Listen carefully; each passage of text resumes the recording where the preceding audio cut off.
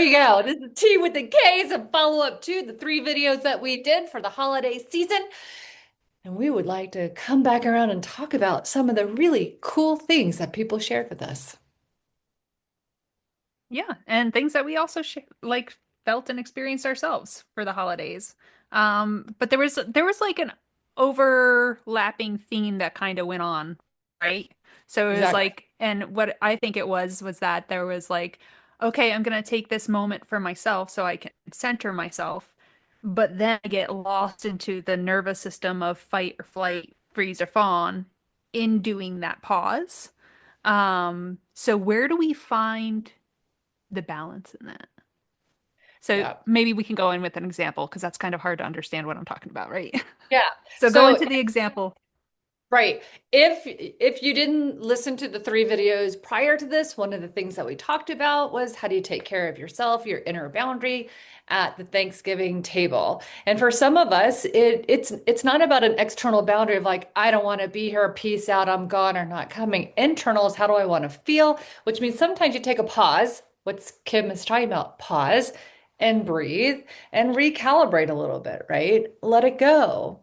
And so that was one of the tools that we talked about. There's several others that are there that I think are really, really helpful for the rest of the year because we're going to be doing more of this holiday parties and get-togethers. But that pause. So, Kim, what you're talking about is, and for instance, we had one of my clients was saying that when she would feel herself getting overwhelmed, she would go to the bathroom and she would go in the bathroom and she would take three breaths. And one of the things we talk about is feel your feet on the floor, push into the floor, take three breaths, and go. That's one way, and it works.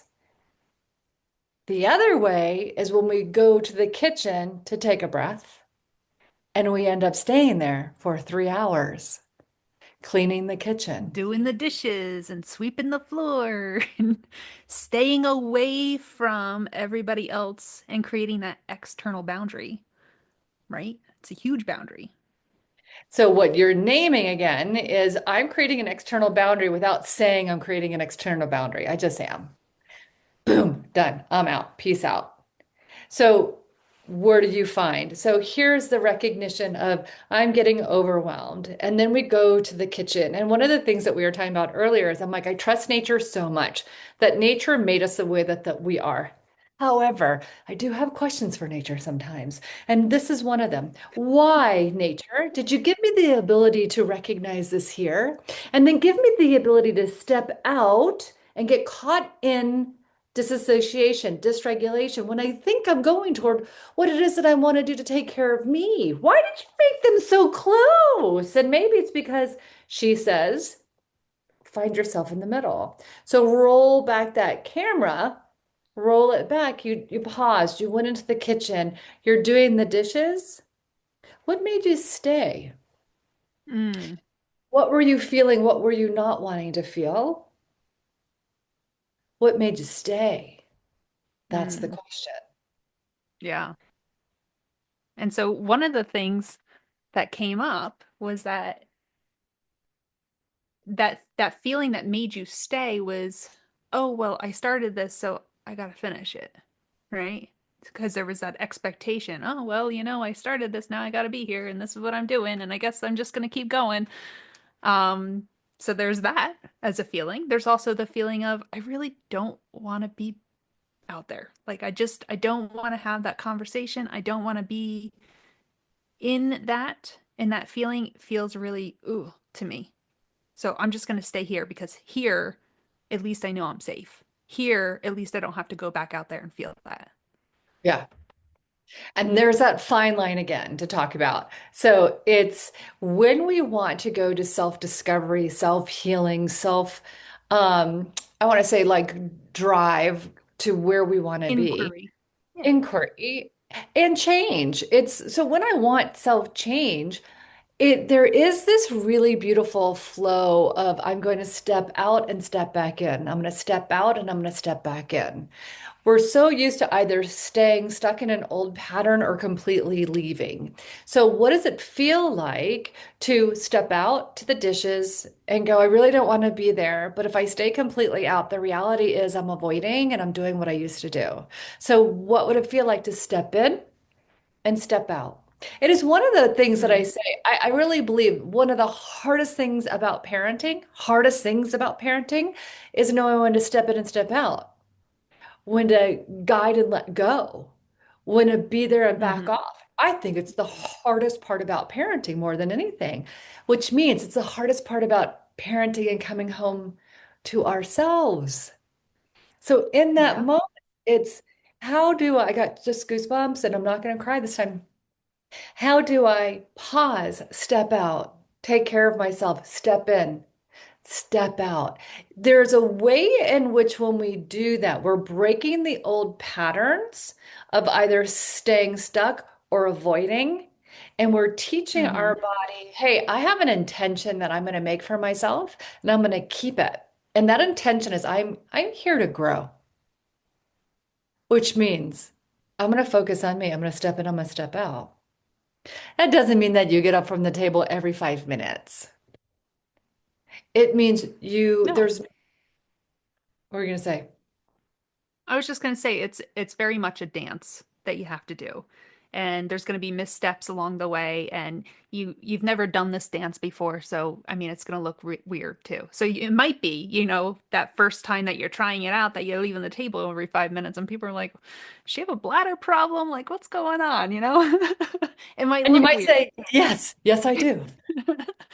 But that's okay that it looks weird and that it feels weird because it's new to you. And the more that you practice this dance, then you'll learn the real rhythm of it, right? Yeah, So you can find your rhythm, but you gotta do that dance in the first place. yeah. And it's gonna be awkward and weird looking. It just is. And change is different, so when we change anything, we have to regulate to the change that we're making. It's going to be uncomfortable, it's going to be different. That's reality. It's the Mhm. one thing that actually keeps us stuck is what you're naming Mhm. right there, right? It's like, is everybody going to think I have to pee all the time? Well, why are you worried about what everybody else is thinking? What Right. if you could instead focus on what you're feeling instead of what everybody Right. else is thinking? Right. And all of the unknowns that come with that, right? Because when we're looking outside and we're saying, I wonder what they're thinking, it's that we don't know that is keeping us stuck. Because when we don't know things, that's when our nervous system fires up and is like, oh, we don't know what the outcome is. We got to do what we know. There's also that pattern of judgment. You know how we talk about there's the fear, doubt, and judgment that comes in. Whenever we start making a shift and change and expanding, our mind oftentimes will come in with fear, doubt, and judgment. Catch that. Oh my gosh. I'm worried about being judged. That's an old pattern. That's something that I've learned. Okay. Sometimes the biggest shift and change and healing is the moment that you catch the judgment. I'm judging myself. Dang, girl, I got it. I don't have to do Mm-hmm. anything else. It's these little micro moments of catching self, being present to self without the need to judge or be any different than you are, that these little micro moments They are become movements. everything. Yeah, they are. Yeah. Yeah. They're Yeah, action, right? Your they're action. action. Yep. Yeah. So you and I did the same thing over Thanksgiving. We both ended up in the kitchen for a long period of time doing dishes, didn't we? Yep. Guilty. That's why we thought But it was so funny that other people were doing the same thing. but let's unpack it a little bit because we do it for different reasons. So it can look the We same on the do. surface, but our core Right. driver and what it is that we're trying to receive are different. Yes. You're a Because flighter, what do you go to? Yep, and you're a freezer. freezer. Yeah. Yes. So Christine likes to freeze when her nervous system comes to the unknown or the uncomfortable. She goes to freeze, and I go to flight or fight. But in this situation, it was flight. And so I flight to the kitchen, and she froze and went to the kitchen to escape. So there were very different reasons why we ended up in the kitchen. They look exactly the same, but they're different. Like, what's the driver behind that? Is that I was just trying to avoid and get the F out of Dodge, right? And you were just trying to hide and like, I can't do this anymore. That's right. And it's really fascinating to see we're just different people doing it different ways, but assumptions can be made all over the place about why. But where the healing happens is the telling of the truth. This is so much of what we're talking about with regard to the nervous system. If you want to get out of your nervous system deregulation, dysregulation, you want to come back to center, to self, there's only one way there. One way. Mm, the And that's truth. by telling the truth. Yeah. You got to tell the truth. And most of us don't know how to. We No, just don't even know how to. no, we don't even know we're lying half the time. You just don't even understand that there's a background lie that's happening at all. And Like, in this context, the lie is staying in the kitchen for 2 hours. How is that well, a lie? yeah, the lie for me was that I was doing a service to everybody. I'm cleaning up the kitchen. I'm being a good participant in this family dynamic, and I'm gonna clean the whole kitchen. That's the lie. The truth Yep. was I just wanted to get the hell out of there. Yeah. And my lie is the disassociation. I literally just turn off.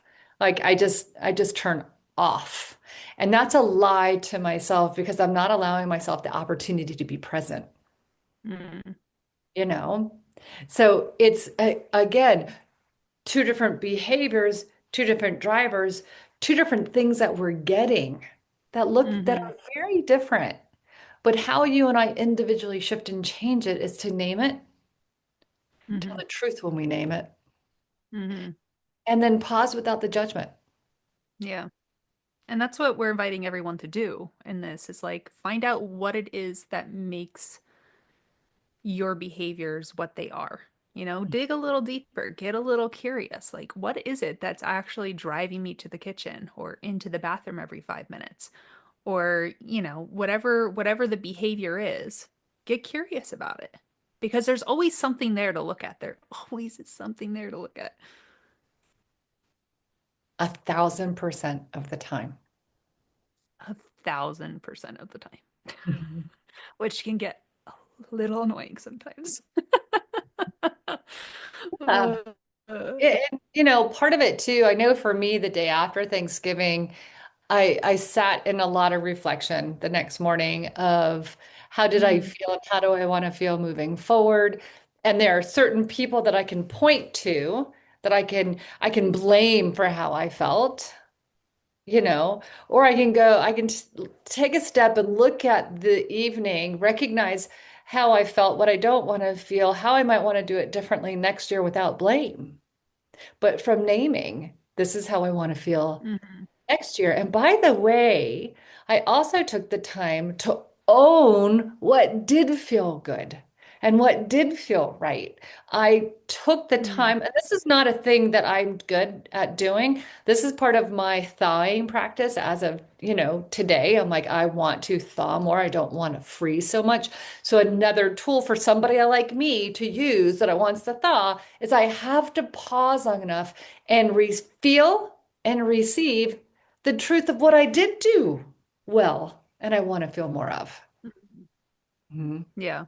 And I think that's really hard for a lot of people, actually. Like, I think that's probably one of the hardest things about any kind of self-inquiry and self-healing work is that you have to give yourself credit.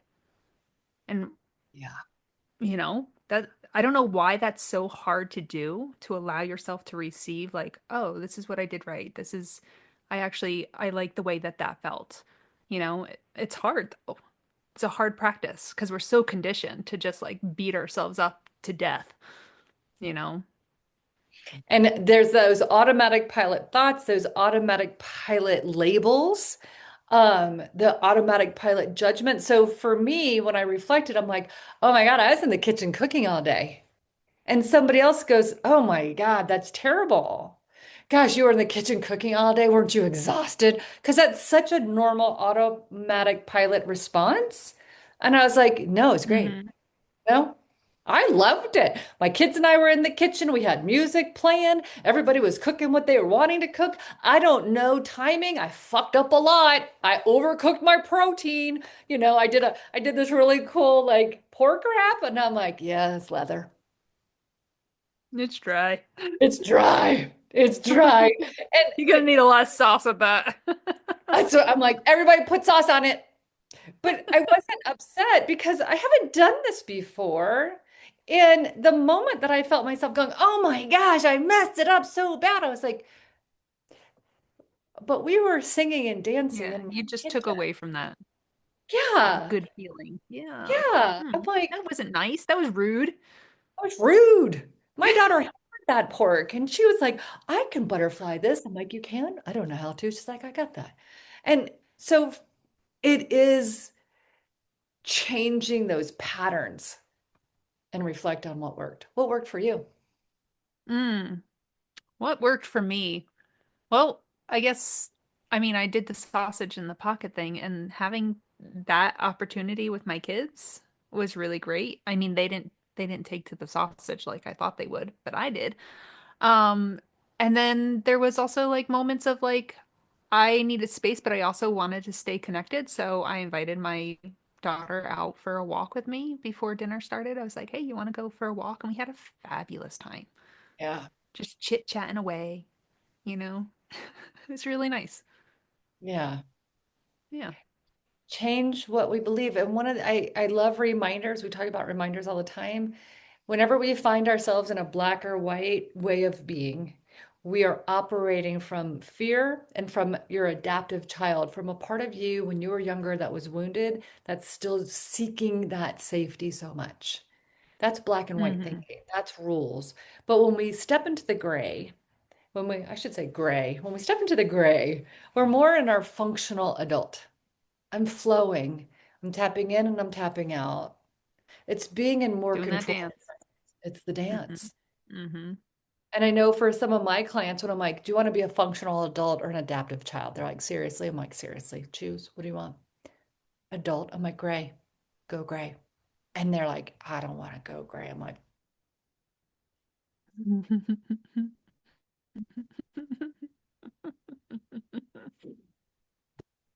I'm not it's gonna make a interesting. reference. I'm just not. Good. I No, can't. no. Nope. Nope. Nope. Nope. Nope.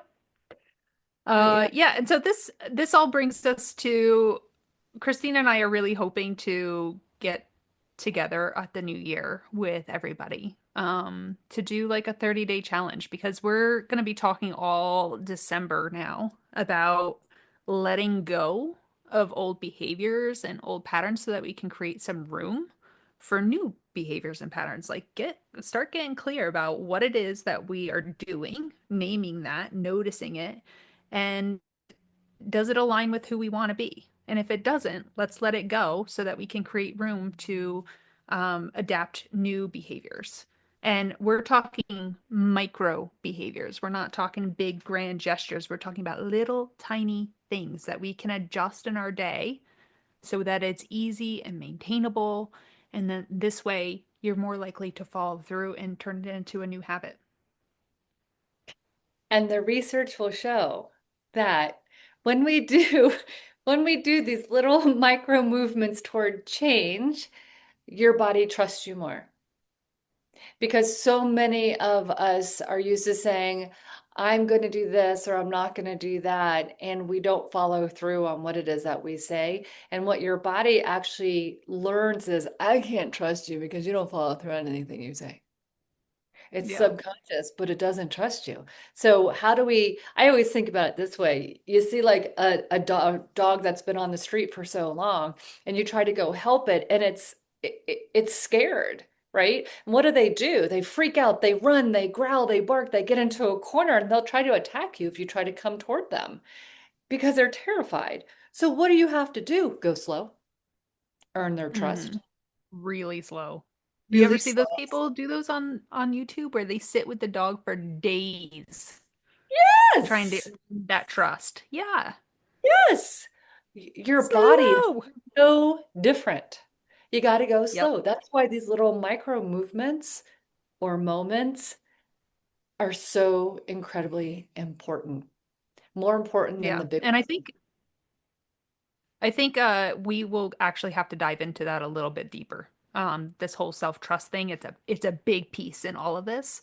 Yeah. But it's something like we teach like for parents is like part of your kids being able to trust you is that you follow through with what you say. So if your kids can't trust you because you're not following through, how the heck do you expect yourself to trust you if you don't follow through, right? But if you set this big grand um goal of, I'm going to lose 30 pounds in 30 days, and then you don't attain that, your body just learned not to trust you again. And Hmm. I guarantee you, it has learned that over and over and over and over throughout your whole entire adult life, because I know mine has. It's like, oh, can't trust Kim again. Nope, can't trust her. She said she was going to do this and she didn't. Yeah, well, it goes back to micro moments, right? Where it's Yeah, like, I'm gonna wake up tomorrow morning at 5:30 in the morning and I'm gonna read a book and then I'm gonna do this and this and the alarm goes off at 5:30, snooze. 5:40 snooze. yeah, 6 o'clock snooze. yeah, It's yeah. those Well, because moments. you have a huge list on top of that. How about Yeah. this? How about just wake up at 5:30 in the morning? Just that. Pew, done. I like that, but hold on a second. Hold on. Wait, like I like that, but wait. Like so if I wake up at 5:30 in the morning, why am I waking up at 5:30 in the morning? I don't know. You can figure that out another day. So are you saying I could wake up at 5:30 in the morning and just choose to get up at 5:30 and decide in that moment what to do? Yeah. But That's an yeah, you don't set the goal of I'm gonna wake up at 5:30 in the morning. I'm gonna read a book. I'm gonna journal. I'm gonna do this. I'm gonna do this, and then I'm gonna get my kids up and do that. No. Uh-uh. No. that's what I do. Maybe. Maybe one more goal. Like so for me, when I wake up, I have a goal. I wake up at 5:30 in the morning every day, and I do some kind of practice for myself. That is the general thing. Some kind of something for Kim. It might be just sipping on my coffee in the quiet. It might be journaling for 20 minutes. It might be just some yoga. It might be some meditation. Who knows? It might be writing the book that I keep telling myself I'm going to write. But so let me ask you a question. So do you have like a list of things that are things that you can do for you? So you wake up in the morning and it's like it's not like you have to like dig for this. No, I don't have to dig for this because I do have a list of things that I know that I enjoy and that I know that get me fired up for the day. So sitting and having your coffee in a quiet space gets you fired up. It does. It sets me up for the day. Mhm. It really does. And I mean, it's not like, oh, yeah, fired up. It's like, I'm ready for this, like bring it. And I will say that what I see happen with so many parents when we talk about setting yourself up for the day, right? And wake up 15 minutes earlier, they have a belief system that it won't work. And what Mm, they generally share is they'll want to wake up early and then they don't. And every day is the same pattern. They wake up and they're rushing and they're rushing and they're rushing and they're rushing and they hate the way it actually feels. So then what do you think mm, happens with that feeling toward their kids? mm, Oh, is it just your mm-hmm, kids? Or is it this feeling that you're meeting your kids with? mm-hmm. One feeling is I can't trust myself because I can't get up at 15 minutes earlier when I said I wanted to spend 5 minutes with myself, just being with me. So if I can't trust myself and I get agitated and judgmental and rushed, how am I going to meet my kids? Yeah. Yep. And that's what all of this work is that we offer. It's a practice, it's reminders, it's subtle tools, it's implementation, it's falling down, it's getting back up in the company of truth, in the tools of love, Yes. Amen, sister. right? Yeah. It's And that, we'll dive more into that self-trust because it's a big whopper. It is. it It is. really is. And just setting up those little micro moments. And but again, we'll do that later, Yeah. right? But for now, Yeah. everybody look at your wins from Thanksgiving. Own them, Yeah. pause, feel it. Tell us what they are. We want to hear about them. We want to hear about your wins. We want to hear about your fails. We want to hear about it all. Yes, we do. Because All this is right. life. It is. All right, Until the girl. next time.